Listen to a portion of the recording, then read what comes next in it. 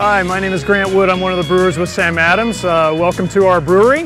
I have a degree in food science and technology from Texas A&M University, and I've been a brewmaster with Sam Adams for 15 years.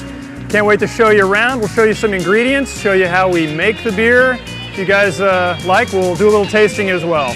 Come on in the brewery.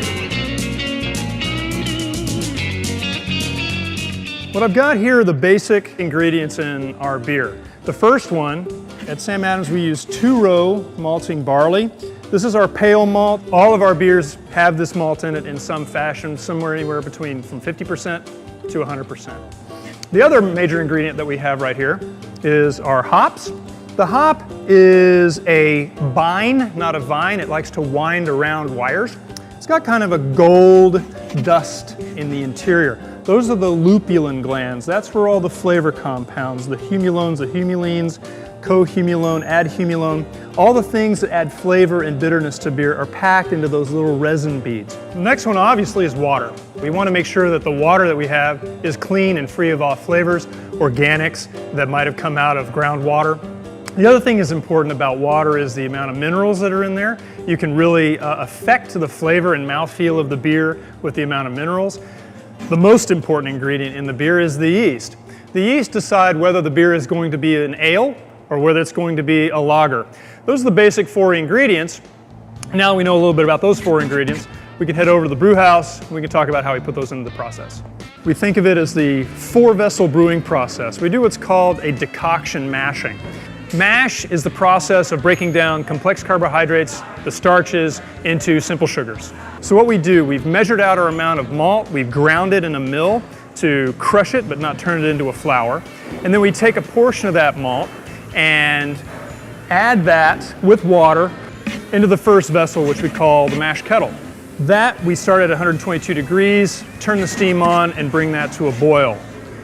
Meanwhile, in the next vessel, which is called the mash tun, we take the rest of the malt, again some more water at 122 degrees, and we place that into the mash tun and allow that to rest. That's called the protein rest. When the mash kettle reaches boil, we transfer that over into the mash tun in a process called decoction. You're pushing this over, raising the temperature very rapidly inside the mash tun. This does a couple of things.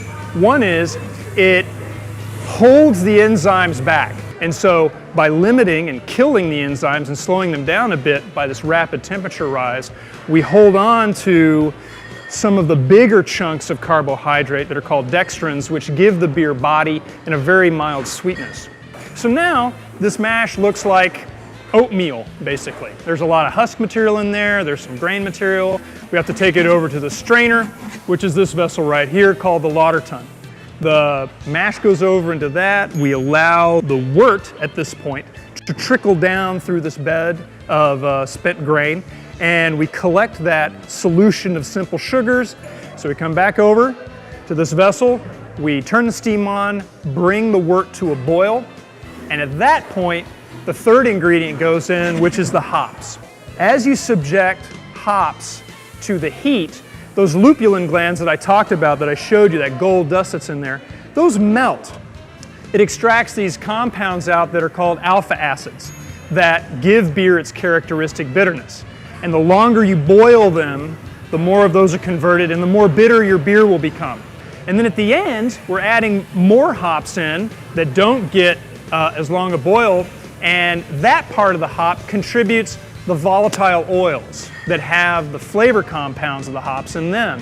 So boiling for an hour and a half, send it over to the whirlpool where we allow the hop material to settle out of the beer, and then decant this clear wort that has, again, the solution of simple sugars, there's some proteins in there, and the hop compounds that have also come out.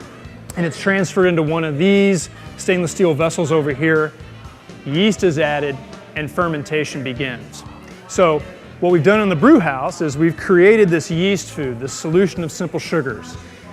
Yeast's living, breathing microorganism that eats the sugars, the simple sugars like glucose, maltose, and maltotriose that we've made in the brew house, and converts that into alcohol, carbon dioxide, and about 600 other flavor compounds that the yeast produce from their metabolism. And so this process of fermentation takes 4 or 5 days until it's complete.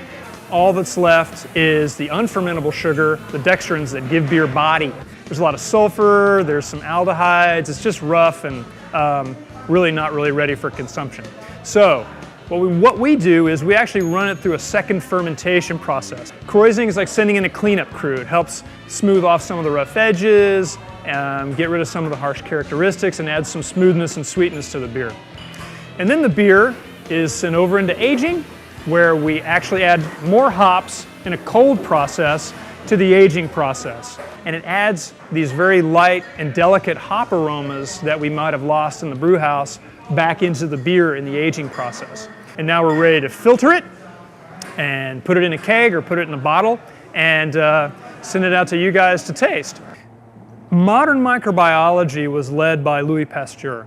Pasteur worked with brewers primarily. Yeasts you could see under the microscope. You couldn't really see bacteria, but you could see the yeast. And so with the advent of that knowledge, you could actually select what yeast you wanted and produce what kind of beer and be very specific about the flavors that you wanted and also about the consistency, because you could reproduce that same yeast over and over again and not have contaminants come in.